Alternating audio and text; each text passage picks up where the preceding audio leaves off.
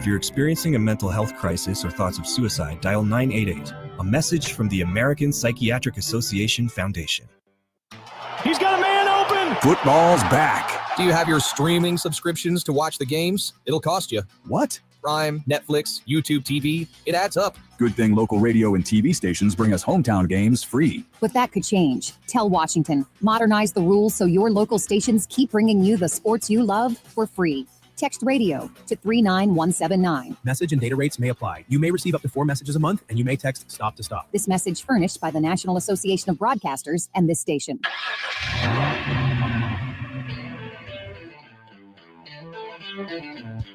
You're stepping into the fast lane on the VTRN Sports app, 93.3 FM and 1320 AM Lynchburg, or by asking Alexa or Google Home, open VTRN Sports Lynchburg.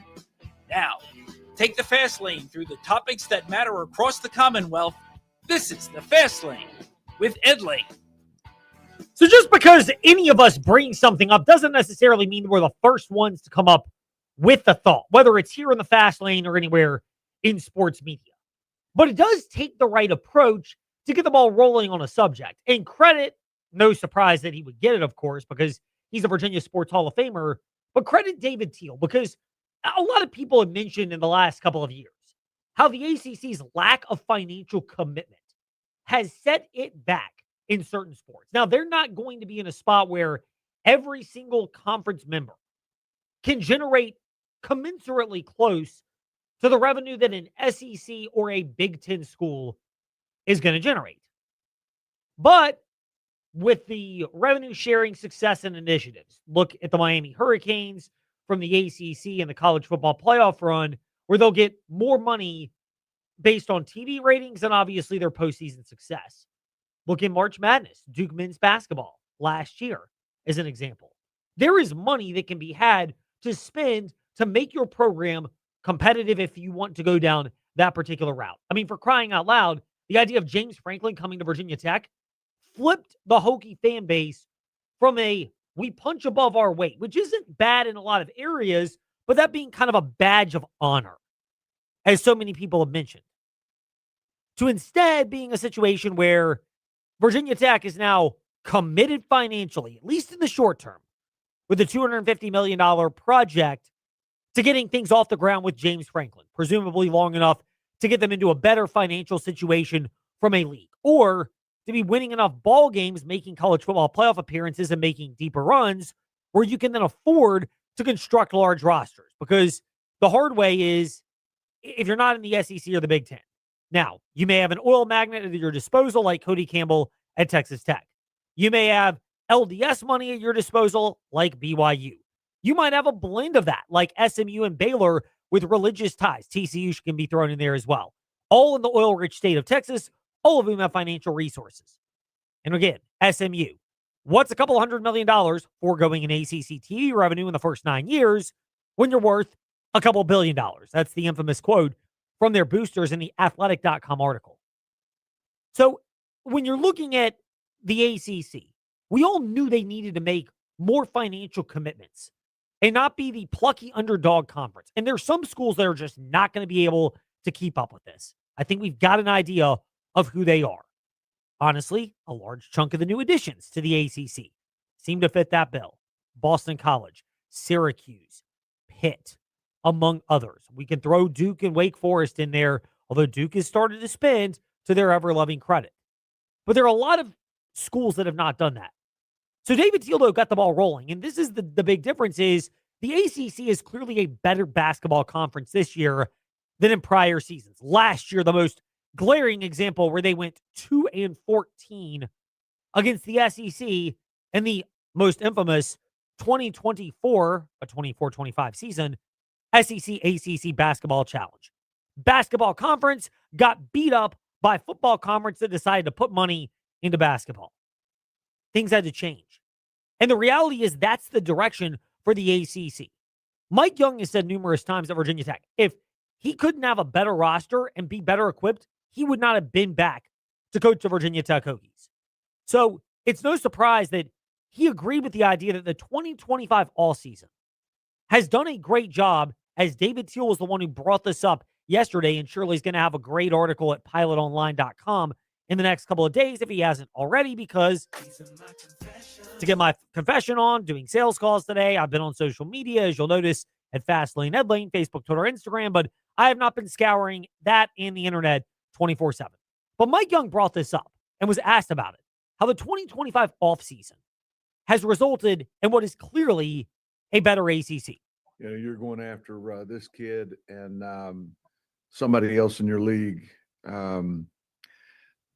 It's hard to ascertain fact from fiction at times, David. There's a lot of garbage out there in terms of noise, in terms of what's real and what is not real.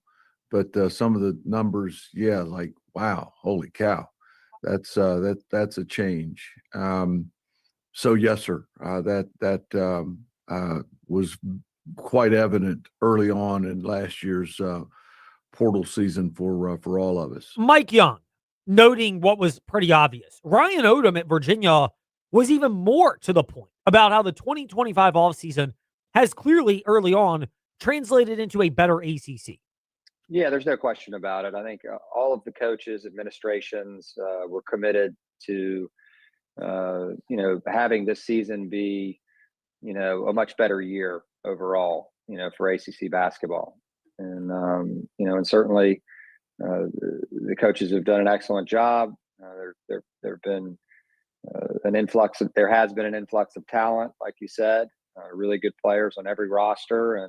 And you can look no further than some of the records, throughout, that, there are teams that have done really, really well outside of our conference. And so now we're just beginning to get inside the conference and we'll see where things fall, obviously. But, we knew it was going to be competitive. The ACC, perception-wise, does not have the dregs of big-time college basketball idea of what it's been previously. Is it perfect top to bottom? No.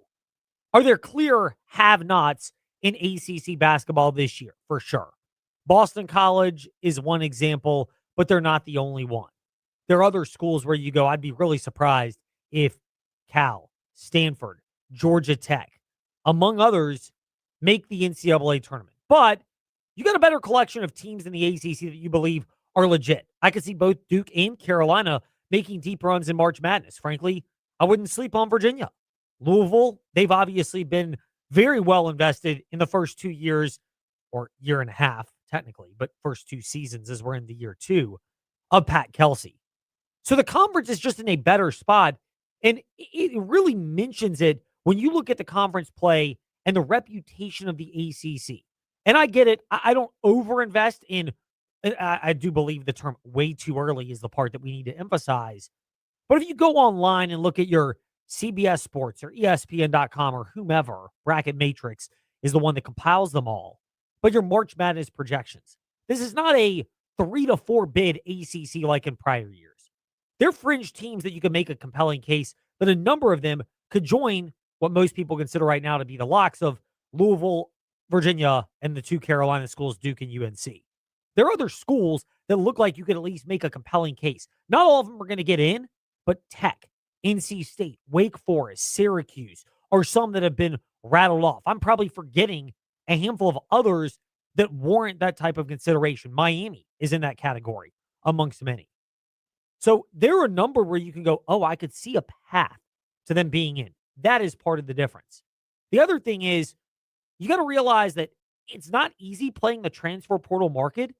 It doesn't necessarily jive with the ACC's academics first reputation or kind of thumbing their nose at the concept. But David Teal, of course, is also the one last year read the article, and Jeff Capel was highlighted as mentioning that, there was a belief that the ACC kind of thumbed their nose at the idea of taking transfers.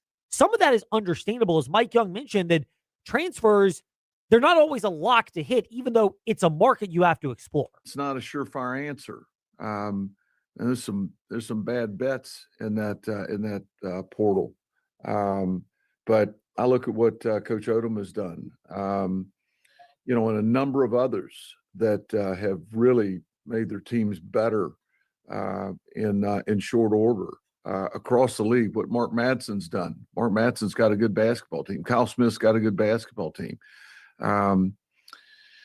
Andy at SMU, I think the majority of the kids playing the lion's share of the minutes are returning players. Boopie Miller, the kid from Turkey, and others. But to your point, yes, sir, certainly quite obvious. And our league is certainly the benefactor of that infusion of talent, older talent. Mike Young hit the nail on the head. Look, they're not all going to work out, but diving into the transfer portal is the reality. And by the way, to get my usher on, he mentioned SMU. They're one of the schools that I should have mentioned in his commentary. But the truth is, this is where the ACC was going to have to be, because if not, you were going to lose or continue to lose impactful coaches. And there are a number that I think they lost because of this. I don't know if Tony Bennett would have ever stuck around, but Virginia being late to the party on it. Miami was late to the party on it. I even think a school like North Carolina took a while to get going. Louisville, I don't know if things could have changed because Kenny Payne, God bless the guy, or is the Southern saying, backhanded compliment as it is goes, bless his heart, but he just was in over his head at Louisville. But for the ACC to collectively get to this point, they were about to lose a coach like Mike Young, I would think, if they didn't invest financially, because this is all the case. Ryan Odom would not have come to Virginia. This is the biggest thing David Teal was able to pull out of the midweek press conference, was bringing up Ryan Odom and the fact that Odom was pretty direct about UVA's financial commitment and not just looking at this as some outdated concept, but that is a big part of the reason why Odom took the job in Charlottesville. Yeah, it definitely affected it. It's certainly part of the equation. There's no question about it. I think any coach that's deciding whether to move, it doesn't matter if it's football or basketball. That's certainly one of the questions that, you're going to have answered at this point in order to get somebody to move. And certainly that was part of the equation with me here at UVA. Carla's commitment, to having, Virginia basketball, giving Virginia basketball a chance to be competitive nationally, certainly was appealing. It's true. This is the reality of the ACC. Play or drop it off. And they've played the game now, TJ. The results have spoken for themselves. And I was at the Tech UVA game, or the UVA Virginia Tech triple overtime game. You've been to college basketball games as well, and you've seen college football this past year, much like I have. The ACC is not where they need to be, but Miami's the biggest example right now in college football. Duke and sustaining the talent that they had when Coach K was there are the best examples in college basketball. I know they haven't cut down the nets at Duke, but they made the Final Four last year. Miami's in the Final Four of football this year. They're not the only examples, but they're glaring in the fact that it's good for the ACC to have those type of programs that are committed, because if you want to compete, you're going to have to be willing to play the game that they have. John Rothstein said it best on Twitter. He said the ACC is looking like an 8-bid league because they've gone into the portal more. UVA and VT look competent in basketball again. I'd say the ACC is ahead because they lead the Power Five, with the Big East being alive in basketball. Power Five in bringing transfers over from overseas. Yeah, you're right. I mean, that's a great point, TJ, is the idea of bringing this together. Look, one of the big stories that's come up in college basketball in the last week has been, you know where I'm going with this? Yeah, the G League. NBA. Yeah. And the Baylor player that's come in with Scott Drew. And I don't blame Scott Drew at all. He's just following what's allowed and test the market. And honestly, how different is that from the fact that Virginia Tech, Neopolis of Dallas, has played with organized leagues over in Europe, or even Virginia with Tice DeRitter is the biggest example. Grunlow is also from Germany, but DeRitter is the more glaring example. I mean, the guy's 22 and has played over there. Like, if it's allowed, you've got to be willing to consider it. And look, I don't like the idea, but if you've not actually played in that league, or played, if you just were drafted and then said, hey, I'm backing off. Yeah. How different is that? Right. From a Major League Baseball drafted player that says, I'm not going to go to the draft, even though I was a first round pick. There are kids in high school and college who are routinely drafted and spurn the draft unless they get the financial decision. Russell Wilson. Yeah. Now, once you played, I get it, and you forfeit that, at least within your sport. Plenty of examples. Chris Winkie was one in Florida State with football as one of them, Quincy Carter from Georgia. They both played professional minor league baseball, and then they went and played college football on that side. But the reality is this is something that has to have been adapted within college basketball. And look, it's the professional model. Like, that's what it is. Yeah, my thing is either it'll stick or colleges will complain enough about it to where rules are going to change, kind of like college football playoff rules are changing each year because there's complaints. For sure. You've got to be willing to do something about it. And the NCAA never wanted to be proactive, so they threw their hands up for years, but they spent $40 million a year over a 10-year period in legal fees. Wonder if they could have maybe put that $400 million to work drafting some kind of better structure than we have right now. Hence why they're the people that were in charge, not leaders out of that. But, now they've thrown their hands up. And so it's why the SEC and the Big Ten have tried to create the college football playoff and why they're trying to steer the direction. I don't like Sankey with the SEC because, frankly, I think they're a down conference in football compared to prior years. As great as they've gotten they've ascended in basketball over the last 5 years. They have descended in football as the bagman concept has become legal across the board. Yeah, the ACC had a winning record against the SEC regular. Yeah, in the regular season, much less the fact that the ACC has a team in the Final Four, the SEC does not in the college football playoff. And the SEC has been kind of beat up in the college football playoff the last couple of years. It has been a Big Ten dominated league. Now, I think top to bottom, the SEC is better. I think the bottom of the SEC is better than some of the dregs of the Big Ten. I would concur with that. But it's ultimately where you are right now, and the willingness to play that particular game is crucial. Meanwhile, the willingness to play a particular sport could start at InsaneRadioDeals.com.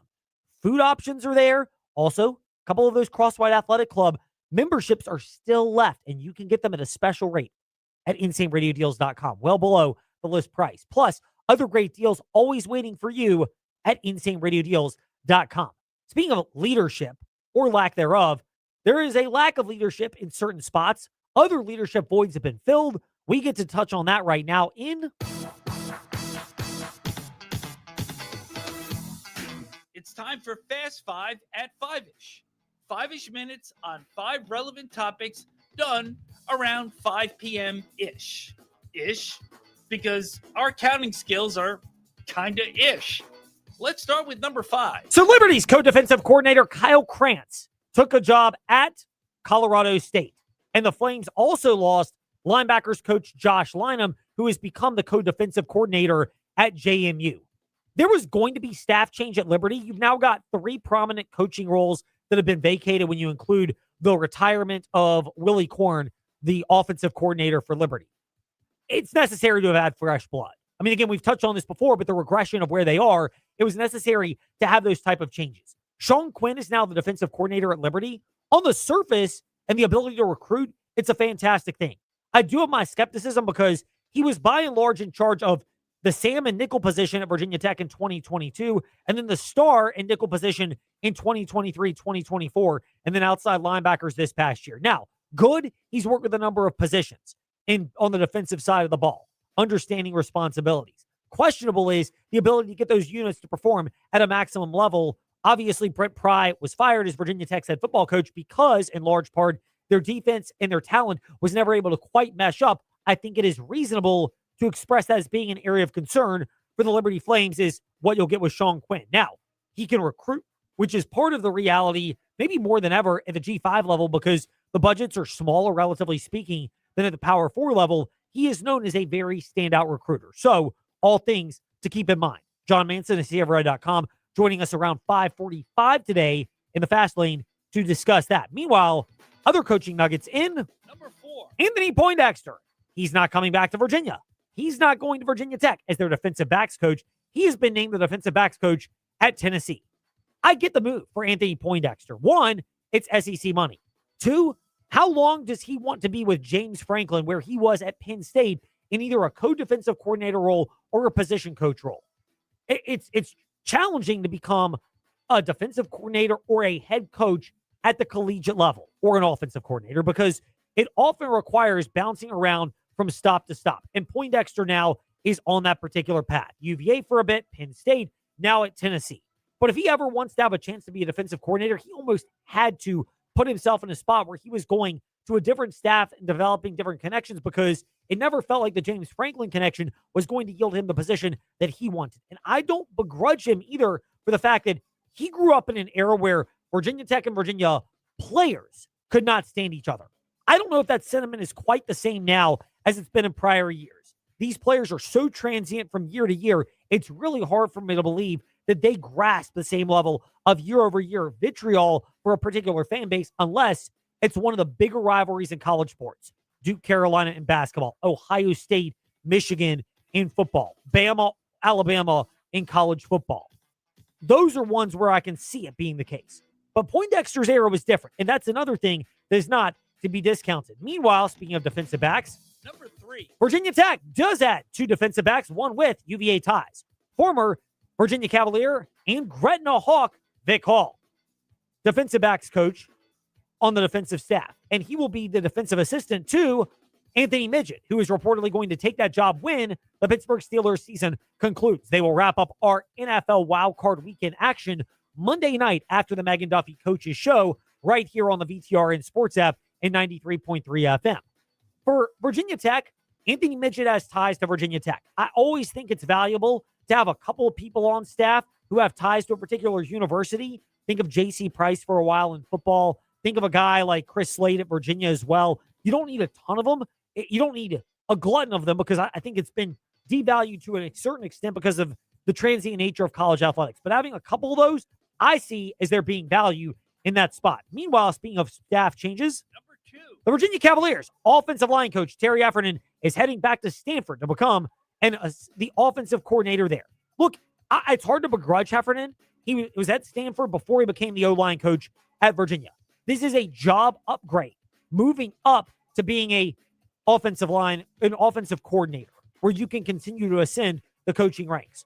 But he did a masterful job, I think, of getting Virginia's offensive line to perform well this year. 5 of the 7 offensive line transfers they brought in either left the team / were dismissed or suffered long-term injuries, including the Louisville transfer, the offensive lineman Monroe Mills. So he had to do a real patchwork job, and they exceeded expectations for the course of the year. That is going to be a tough void to fill. Meanwhile, Number 1. NFL openings, there are a slew of them. Kevin Stefanski with Cleveland. The fact that he has popped up to so many other head coaching jobs already in this cycle is probably an indication of just the fact that Cleveland is as messy of a situation as you could imagine. We knew about Brian Daboll with the New York Giants. I don't know if I'd be too wild about going in there with Joe Shane still being the general manager, because if things go south there and you have a bad year, which might prompt it, you might both be gone and they may want to just totally clean house. I get Jackson Dart looked good, so did Cam Scatterbo, but they both had a lot of injuries this year. They were not necessarily well managed in that regard. I think a sneaky one could be the Titans with Brian Callahan. I have questions because they ran off Mike Vrabel, who was a Coach of the Year candidate and had the Patriots as one of the top teams in the AFC this year, and I think is one of the better coaches in the NFL. But you do have a quarterback in place, a lot of financial flexibility, and seemingly a lot of room. The Atlanta Falcons, again, clean slate. Matt Ryan is going to be involved in the decision-making process. That's a different topic, by the way, for a different day about Ryan continuing his broadcasting duties, along with Troy Aikman and Tom Brady, while having consultative roles when it comes to this. But the Falcons have fully cleaned house. You at least will have a year or two to determine if Michael Penix is the option. And the fact that they restructured Kirk Cousins' contract today with the presumed goal of releasing him this coming offseason means that you'll have a full slate to figure out if Penix is the guy. And if he's not after this coming year, even though he's coming off another injury, he's older, injury prone, maybe at that point you get a chance to hit the reset button. Raiders with Pete Carroll. Look, I hate it, but it might ding his Hall of Fame resume because this year was such a disaster for the Raiders. They were atrocious this past season. Meanwhile, the Arizona Cardinals with Jonathan Gannon getting fired. The fact that Kyler Murray is still there, I get it. A lot of young people who love to play games and are in the total digital world can't stand this comment, but Kyler Murray, who I think is very immature as a quarterback and has never seemingly been a galvanizer, and the fact that you had to put the clause in about he spends too much time gaming, and then it leaked out, and then you caved on top of that rather than tore up the contract. And shocker, it hasn't worked out, and he has not been that good. This is an undesirable job for me with the Arizona Cardinals. You've got a lot of cap space, about $45 million, but how much are you going to eat because of that? That is a real concern. Meanwhile, a couple of coordinator nuggets. Matt Eberflus with the Dallas Cowboys. Are you excited about this, TJ, as a Dallas fan? I'm not excited that we've gone through 4 defensive coordinators in 4 years, but Matt Eberflus was never the answer. So, yeah. Yeah. I mean, look, trading Micah Parsons didn't help, but I always felt like this defense was kind of a boom or bust defense with guys like Blandon Diggs at corner, Micah Parsons as well. They had good star pieces that when they were on, they could make big plays. But if you could prevent the turnovers, you could really gash this defense. And they have not seemingly solved that issue. As you mentioned, 4 coordinators in 4 years, and that seems to have been the bigger overlying issue with the Cowboys. Meanwhile, the Washington Commanders, Joe Witt out as defensive coordinator, Cliff Kingsbury out as offensive coordinator. You knew the Joe Witt one was coming when he was relieved of his play calling duties this season.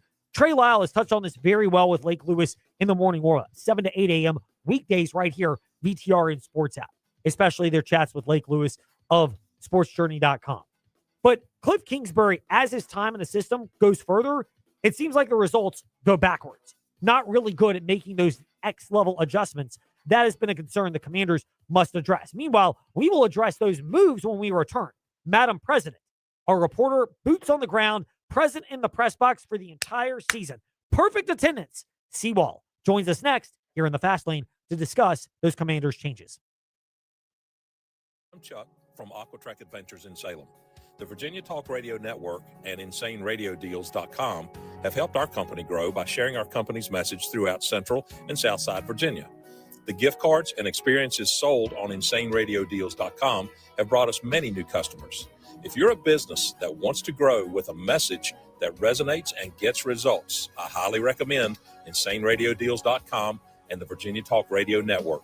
Simply put, it works. Looking for everything happening in and around Central Virginia that used to be in the morning paper? Start your day at the LynchburgPortal.com. Get the latest news updates from Bill Trevero, plus up-to-date weather from VTRN's own in-house meteorologist, Matt Ferguson. So you're always in the know before you head out the door. Want to listen on the go? Stream classic hits on Rewind 103.9. Get breaking local news on WIQO, or catch the best sports talk and play-by-play on VTRN Sports, powered by ESPN Radio, all right from the portal. Looking to save? Check out Insane Radio Deals for great local discounts, or explore local podcasts featuring the voices and stories that make our community special. Plus, connect with local businesses through the Lynchburg Business Alliance directory and stay in the loop on the latest events from Lynchburg Tourism. It's all right here. Local news, weather, sports, deals, and more at the LynchburgPortal.com, your gateway to everything Lynchburg. Do you want to experience the benefit of radio and digital advertising for your business, but have no or limited funds to advertise? Let us tell you about InsaneRadioDeals.com. No cash needed.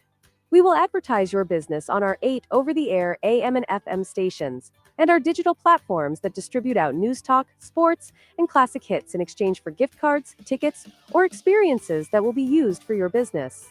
This allows you to advertise across the entire Virginia Talk Radio network without any cash needed and to generate a large amount of new business. Last year, we started over 900,000 streams on our online platforms, so VTRN and InsaneRadioDeals.com is the place where your business gets heard. Want to learn more? Call Melinda 434-534-8500 or email info@VirginiaTalkRadioNetwork.com. The Virginia Talk Radio Network reaches more people than any other Lynchburg-based media company. Call Melinda at 434-534-8500. Let us tell your story. Step into the Fast Lane 24/7 at Trey Lyle VT and Fast Lane Ed Lane on Facebook, Twitter, Instagram, YouTube, and wherever you listen to podcasts. Now, back to the Fast Lane. Well, as Kurt from Good Burger would remind us, well, I should have known. We can use that in 2 regards. One, well, I should have known, goes with this. When Lamar Jackson, after that loss that you heard on the VTR and Sports app at Pittsburgh, was asked about whether he wanted to see John Harbaugh back as head coach of the Baltimore Ravens. And yes, you know where we're going with this if we're bringing it up on the fly before we talk to Madam President Candy Waller of Bowie TV Sports. Her colleague, by the way, Karita Parks, is the Ravens insider who will have the latest on this news that we're discussing. But well, I should have known that when Lamar Jackson kind of deflected it. Some of that may have been the heat of the moment after the loss to Pittsburgh. Some of it may have also been either knowing what was coming down the pipe or not wanting to stir the pot. Well, as of course time would have it, this afternoon, as we were going over our coaching updates and coaching vacancies, we forgot to mention the one that popped up as we were doing it. Baltimore Ravens, breaking news, have parted ways with John Harbaugh as their head coach after 18 seasons. I would liken this to Andy Reid in Philadelphia to an extent, and if Tomlin goes from Pittsburgh, depending on what happens this weekend in the final game of the NFL wildcard round, as you can hear the whole thing on the VTR and Sports app and VTR and Sports 93.3 FM, my initial assessment of that is sometimes you just need a fresh voice in the room. And these type of things happen. So I'm not surprised by it, but we, of course, also I should have known that when we were doing the coaching updates and discussing it, that something like this would transpire very convenient. Now, it is also convenient that we get a chance to bring in Madam President. She is the boots on the ground present in the press box for the Washington Commanders, but her colleague and a friend of ours, Karita Parks, of Bowie TV Sports as well, is the Baltimore Ravens insider. This news is so fresh. Candy, first of all, we have a Happy New Year wish that we send to you. We hope you and yours had a blessed Christmas. But have you had a chance to discuss this development with Karita Parks? I actually have.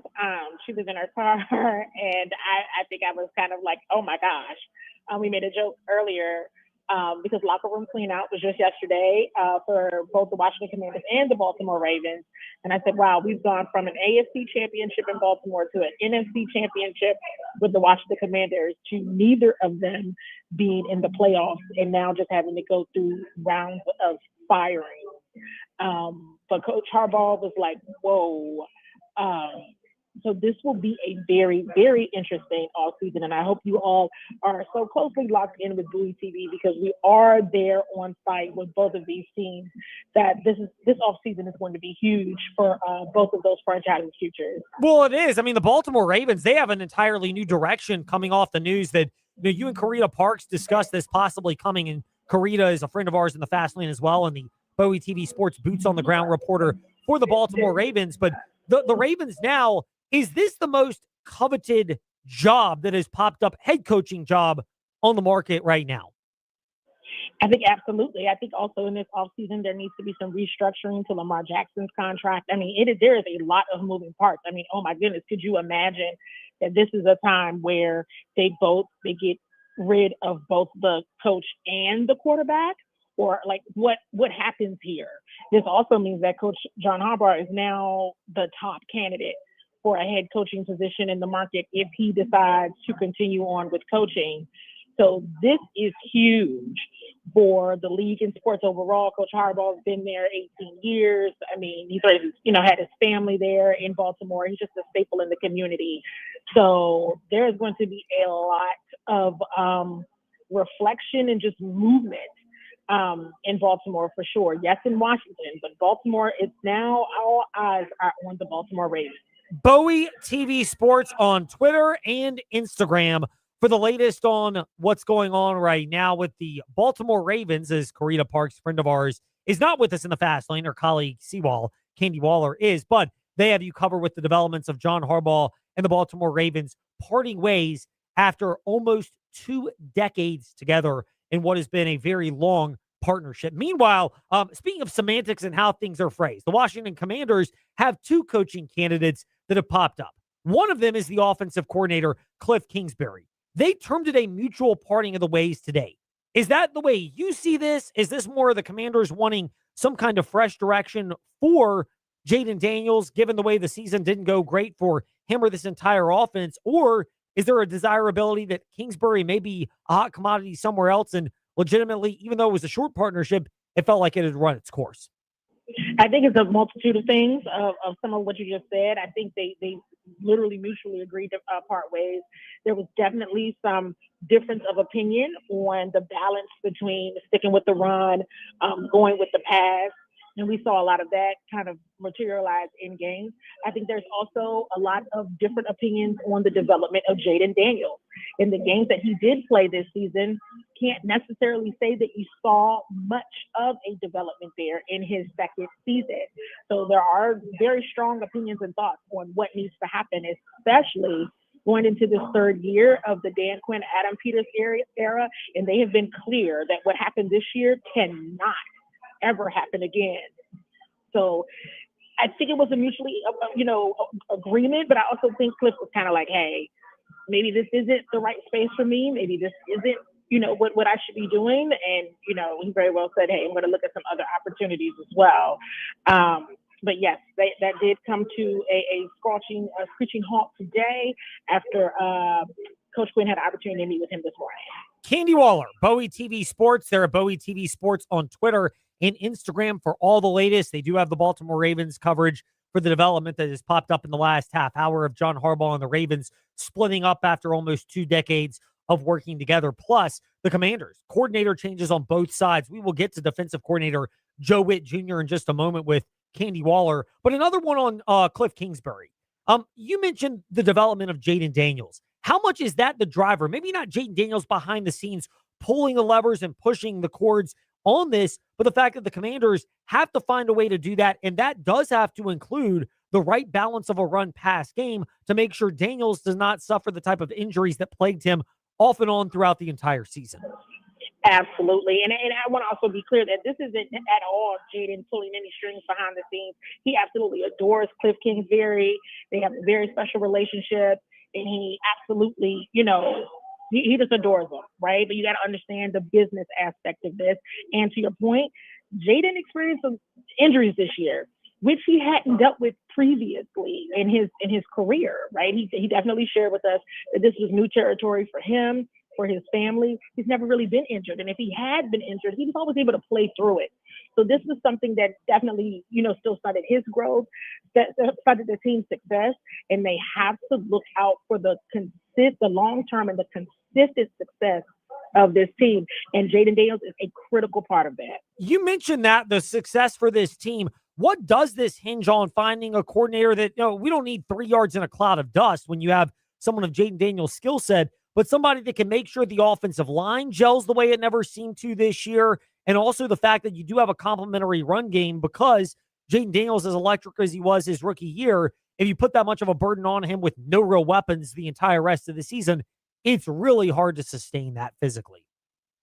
Well, yeah, and then speaking of the offensive line, they did part ways that, with Bobby Johnson, with offensive line coach Bobby Johnson, which I thought was huge. I almost thought that was bigger than the news about the coordinators, because I wasn't expecting it per se. But it is telling that they had fired Bobby Johnson, actually. And then the first thing I thought about was, perhaps the regression of Brandon Coleman. Now, let's grant it. We know that their system and their program is built around competition, but he spent all season at the left tackle position and then ended up being depth this year, which is really what you don't want to see. You want to see that growth continue. You just didn't really see that in Brandon Coleman starting out.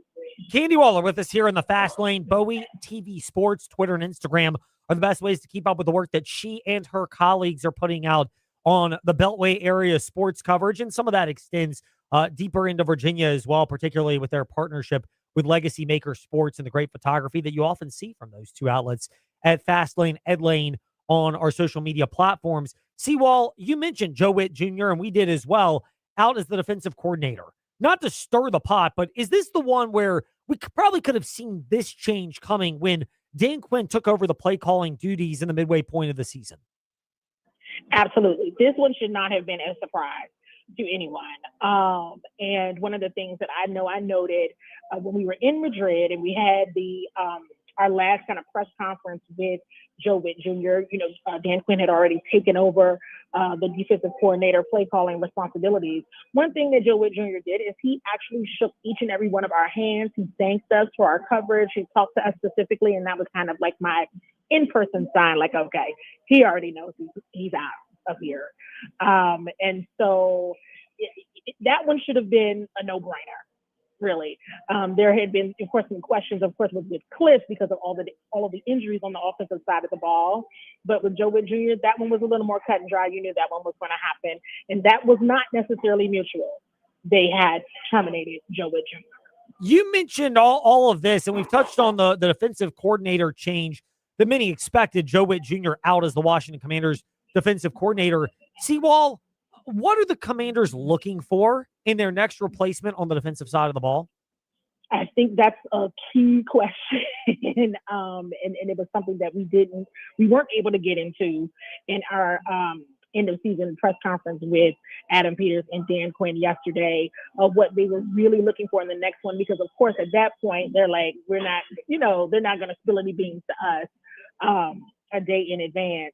But I think they're really looking at where can they be more aggressive in their approach, more proactive in making adjustments, being able to disguise certain things. I mean, it was several times we heard opposing teams say that it was easy to pick up on what this Commanders defense was doing, and they didn't make any adjustments.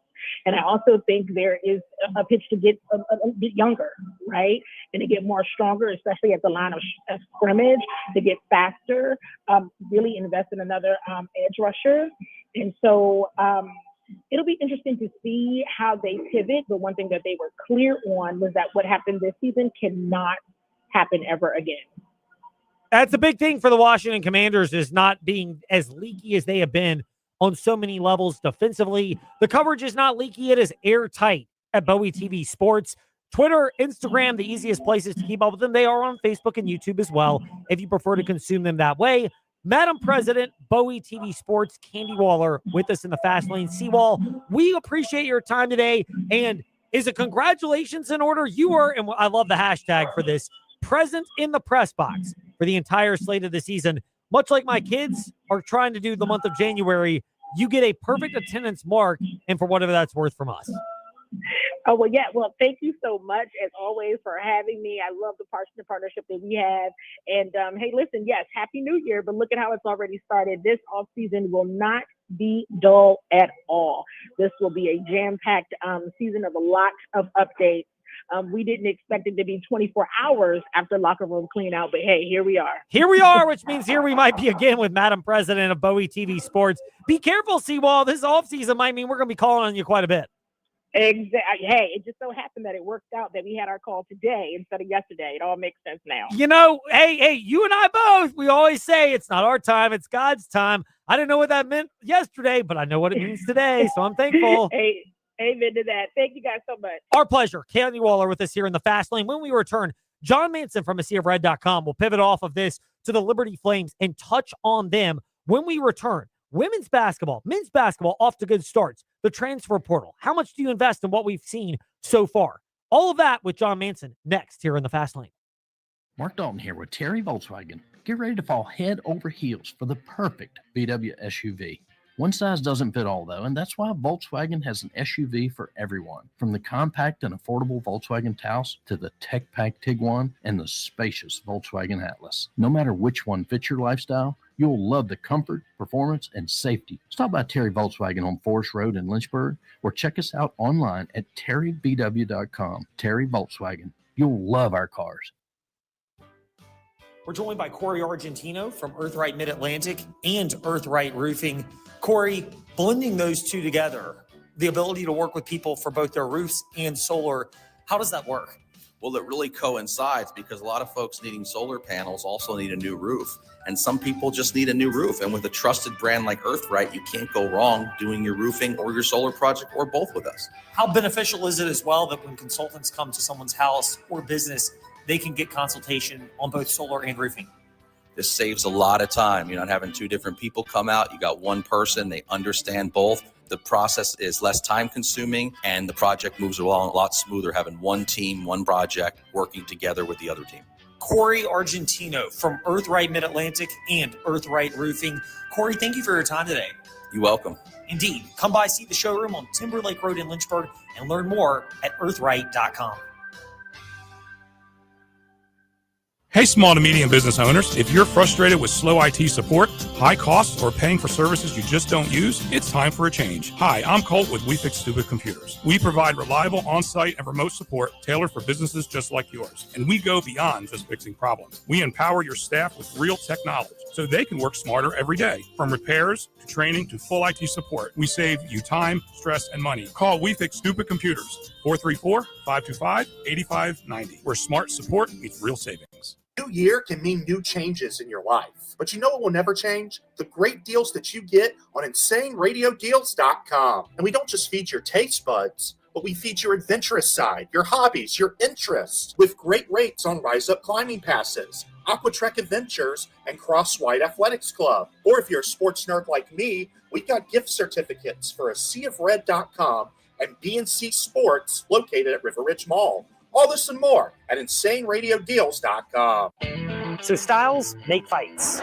Not literally, although maybe you could say that on this TroSport.com past tape about Jacksonville State and Liberty, where the Flames hold on for a 78-69 grinded out victory. It's the styles of their last 3 games, 3-0 to start Conference USA play, an overtime road win, a shootout at FIU, a back and forth game against Kennesaw State and one of the best scorers in the conference Friday night, and then a chippy aggressive affair against Jack State. Preparing for Conference USA comes from all those styles.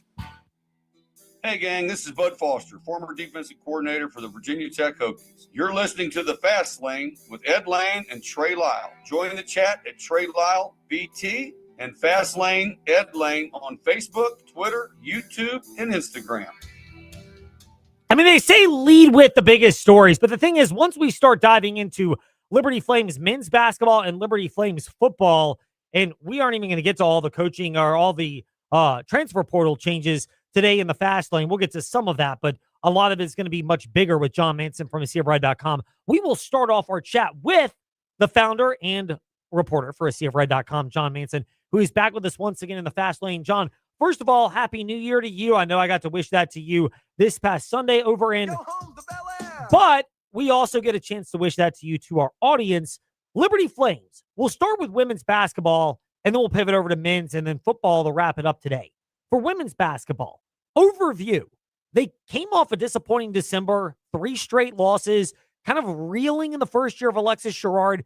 Doesn't mean that they're going to win Conference USA women's basketball, but the way they won on the road at UTEP and at New Mexico State this past week, one was a tougher, grinded out game. The other was in convincing fashion. Is that at least a sigh of relief that Sherrard and company could get things going in the right direction with a still very talented squad?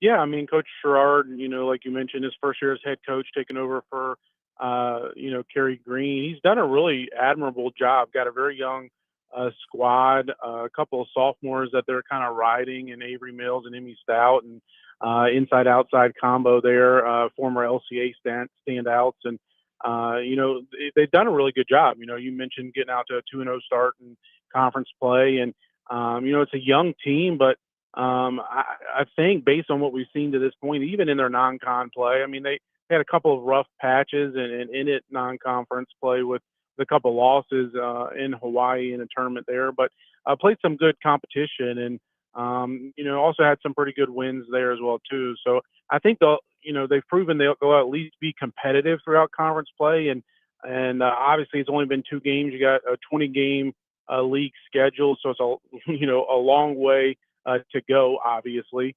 So we'll have to wait and see how many wins they get, and if they're a team that can compete for a Conference USA title for a second year in a row, really a third year in a row. I mean, obviously they won it last year, and they were the runner-ups a couple years back. But, if they can do that, then that certainly would be a successful season for Coach Sherrard in his first year, like I said, with a very young squad.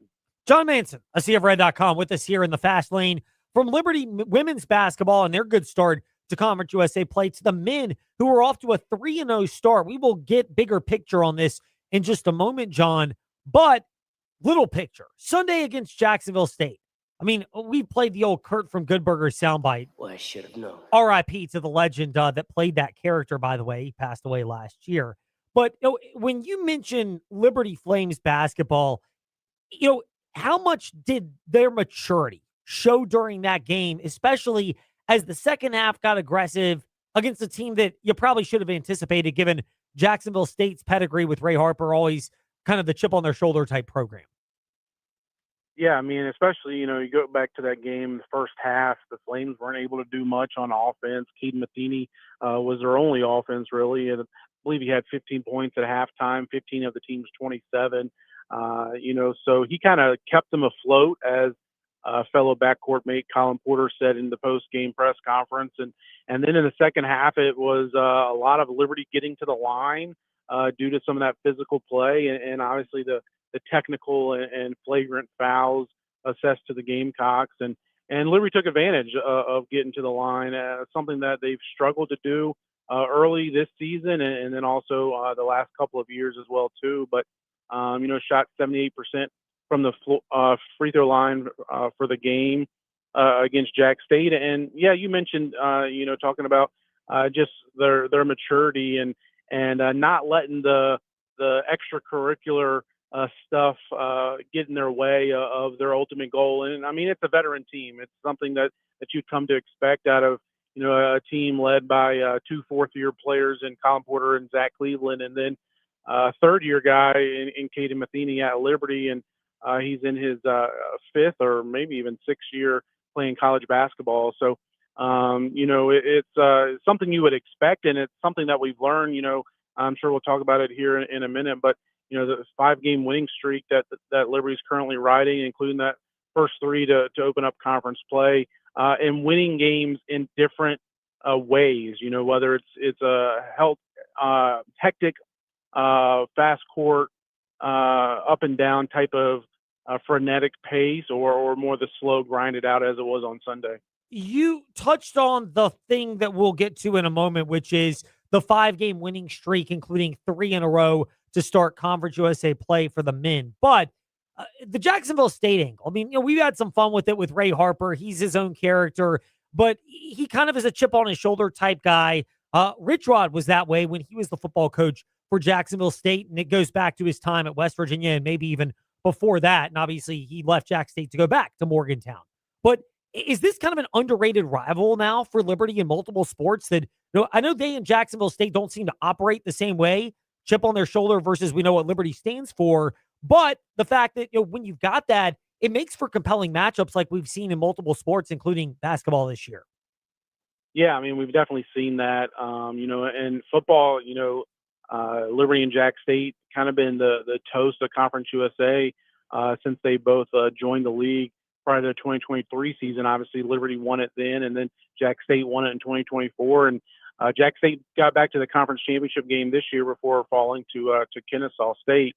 So I think Liberty and Jacksonville State, have kind of separated themselves in some of the top sports, football and also men's basketball, like you mentioned, those two meeting in the Conference USA championship game last season. So they kind of separated themselves as, kind of two teams that are going to compete for conference championships most, if not every year in Conference USA. And they're both, pretty well funded from a Conference USA perspective. And it's been a lot of fun, some of these Conference USA battles between Liberty and the Gamecocks, not just football, but also men's basketball. You think back to last season, the road game there in Alabama at Jack State, where, the Flames came up short in a very heated game. And then obviously what we saw Sunday. And then, like we said, the Conference USA championship game where, we had a 45 to 50 minute weather delay indoors due to the roof leaking. So a lot of fun storylines, and that's something that'll happen. I mean, we've also seen it from Liberty and Kennesaw State also. As that's something that'll happen for Liberty. We talked before about who will be their rival, and it's just something that'll happen naturally as you get further and further into some of these series and into Conference USA. John Manson from ASeaofRed.com with us in the fast lane, at JC Manson, at A Sea of Red. Twitter handles to connect with him, also very active on those platforms. John, from that to the 5-game winning streak and the 3-0 start to Conference USA play. I know I've kind of beat on this a lot, and we'll probably go into the weeds on this tomorrow or Thursday in the fast lane. What value is there for the Flames, the fact that this type of start for them this year in Conference USA play and the 5-game winning streak? has come against different styles, all of which seem like it can prepare them to face multiple styles as Conference USA action heats up.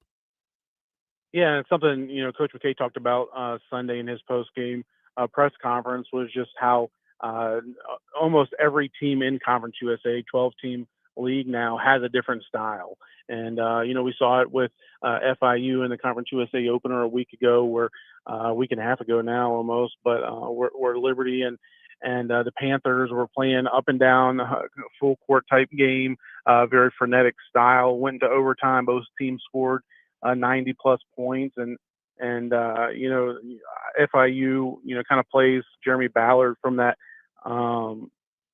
Shaka Smart style of, havoc type play where they full court press and things. And then, you had the exact opposite of that with, this game against Jacksonville State on Sunday, where Coach Ray Harper was trying to slow things down and make it a fewer possession game, and even go back to Friday night against Kennesaw State, where the Owls got up 80 field goal attempts, which was the most a team has had against a Liberty team in almost 2 decades.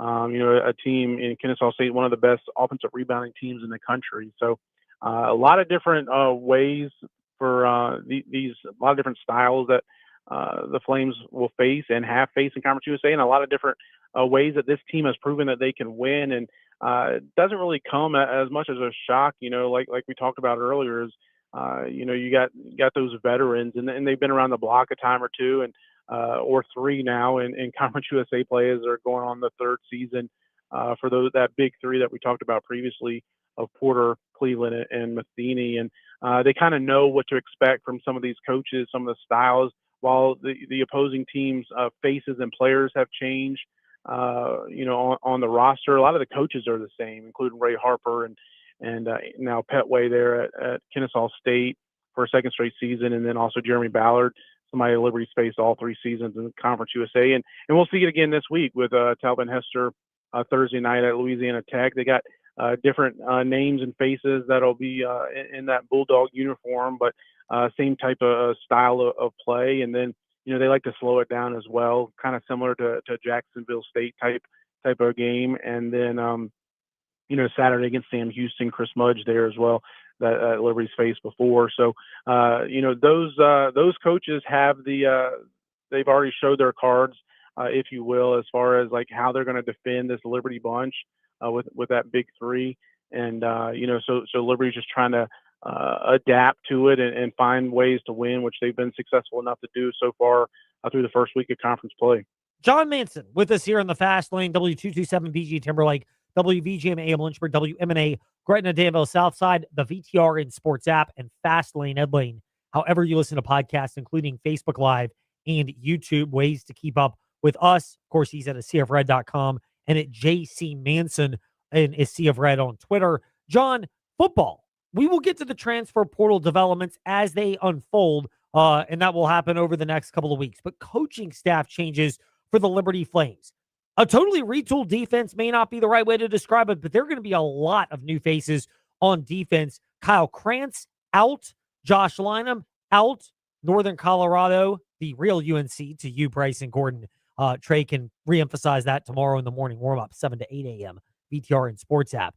But they lose both of those, and the lineup goes up to JMU. They have new additions now with Sean Quinn being the new defensive coordinator. Teddy Gallagher gets the promotion, young, but very hungry and energetic at the linebackers coach position. Overall, blank canvas on the coaching staff changes to the defensive side of the ball.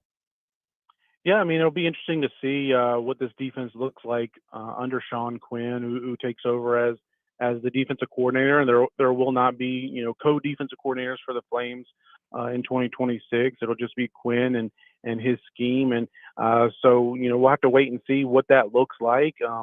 Obviously he was just down the road in Blacksburg as linebackers coach, and really has gotten a lot of respect among the Hokie faithful from his ability to recruit, especially in Virginia and Northern Virginia. So we'll see how that translates to Liberty. He's also a guy that has got previous head coaching experience at Savannah State, and has also been a defensive coordinator at some of the lower levels like FCS and the such. So had some success there. So we'll see how that translates. Obviously, it's a big opportunity for Clark and or for him coming here at Liberty, and so we'll see how that goes. And then the new linebacker coach, Teddy Gallagher, kind of a guy that played for Coach Chadwell there for a few years there at Coastal Carolina. Has kind of followed him in his coaching career so far, and he was really one of the leaders for that Coastal Carolina team in 2020 on the defensive side of the ball. That they made it, had an undefeated regular season before they met up with Liberty in the Cure Bowl. So Teddy Gallagher was a leader there, and Coach Chadwell mentioned him not too long ago in one of his postseason press conferences as one of the guys that kind of helped turn that program around from when they had a losing record, went 5-7, one of Chadwell's first seasons there, to turn it around to where they were winning 10 games in multiple seasons. So he is young and energetic guy, but he's been on staff at Liberty since Chadwell's been here in Lynchburg, and now is elevated to that linebacker role. So it'll be interesting to see how this defensive staff, once it's all finalized and everything, how it shakes out, and that's the side of the ball that Liberty's needed some improvement on the past couple of seasons, and if they can get things fixed there, then hopefully Coach Chadwell and the Flames can get things right on the offensive side of the ball. And I'm sure we'll talk about that more as Liberty's looking to revamp this roster through the transfer portal. We'll know more and more about that each and every day and week as we get deeper into this transfer portal. Yeah, we'll get into the transfer portal additions. I know there are fans that are hitting us up, and I'm sure they have for you, wanting more info. I'm more of a, we have plenty of offseason to dive into position groups, upgrades, player departures and developments, and what all this means, not to mention a spring game that I would say, thankfully, is actually going to be played during the spring. Just a selfish interjection there, John. But we'll wrap it up on this. This is not to demean Josh Lynham and his departure from Liberty. It's not to demean Kyle Krantz and his departure as well. But you've got Teddy Gallagher's promotion. You've got Sean Quinn's arrival. There's going to be a change as well with offensive coordinator Willie Korn's departure. Overall, is the change in the coaching staff positions and the fact there's going to be new blood something that, while you may not want to point and say these guys deserve to go, it's helpful to have some kind of new blood coming off the season in which the Flames disappointed? Oh, yeah, no doubt, 100% on that. Liberty had the exact same coaching staff for 3 straight years, and that just doesn't happen now in college football. It hasn't happened for a long time. That's just not something that is the norm. So whether you were coming off a 4-8 season or another championship run, which I'm sure Liberty fans would much rather have that, but it's probably good and probably time for there to be some new blood, new ideas, fresh perspectives, some, new energy and new thoughts and things, new personalities within that coaching staff and within that room, and something, to help convey the message from Coach Chadwell all the way down to the players and the team. And so I think it was vital that there was some level of shakeup to the coaching staff, whether Liberty was coming, like I said, was coming off this 4-8 season, or even if they strung together more wins. But because they are coming off a very disappointing 4-8 season, you knew it had to happen. And there'll be at least 3 new position coaches, that we've talked about, and there's a chance that there'll be more. We'll just have to wait and see how it all shakes out here in the coming days and weeks. But, I think it was something that was needed to happen. And, we've talked about it before, but Coach Chadwell, 2026 is a very important season for him. He has to have some level of success. Yeah, he can't go 4-8 again, obviously, or he will be looking for a new job this time next year, I'm sure. So, it's very important for him. So we'll have to wait and see how this final coaching staff looks, and see what type of season the Flames can have in the fall, because it's going to be a lot of pressure on him. There is a lot of pressure on him to make the right decisions, not just with the coaching staff, but everything else he's doing as he's evaluating this program since the end of the season. Had over a month now, month and a half almost, to kind of go through that evaluation process to see what changes need to be made from top to bottom. And I'm sure we'll see more. You mentioned this, the spring game getting moved from spring practice getting moved from February back into later in March and into April, which is something that he hasn't done before. And maybe this one transfer portal window, hopefully the Flames and many other teams in college football will have their roster intact when spring practice rolls around. And, you get those extra, 15 practices with your full team ready to go, so you can see who you got and what areas you need to improve on as you get into the summer and the off season and all that. But yeah, 2026 is going to be a very interesting season for the Flames, and one that, I know you will as well too, but certainly us at Sea Red will have all the tabs of the comings and goings and what's on the line for Coach Chadwell and the Flames in 2026. We no doubt will keep our eyes open to all of that. It also is a convenient tease to give us more opportunities to not only check out seaofred.com, but to connect with John Manson, as we love doing that weekly here in the Fast Lane. John, thank you very much for your time. It's always great to chat. We appreciate your dealing with my long-winded questions and giving very insightful answers to those. Thanks, Ed, for having me on. Talk to you soon. John Manson with us here in the Fast Lane. That does it for us today. A bigger thanks to you, TJ, for sticking around longer than you anticipated and expected. Tomorrow, Bob Alvis Sports Buffet podcast. Thursday, I don't know what we'll do because we have a shorter show because of Virginia Tech Willie Hokies basketball. Friday, a guest or two or three or something along those lines. Who knows? Maybe in the next few weeks, TJ might even be back with you more consistently, which means uh-oh for me and yay for you. We'll find out about that, though. I love having you on with us. It's always fun, TJ. I love this show, Ed. I'm glad to be back, man. Well, we're glad to have you back. Tomorrow we will have more, and at some point we will get to fan feedback as well. We've got that on the docket. We always appreciate that at Fastlane, Ed Lane, and TJ_Wilkerson8 on our socials. Now, on to ESPN Radio in progress with Freddie and Harry. Yesterday, Amber. Okay, which of these 6 openings is the most desirable? What's the best one? There's no debate anymore. Baltimore, because you have Lamar Jackson, is the place that every coach, if you are a candidate, if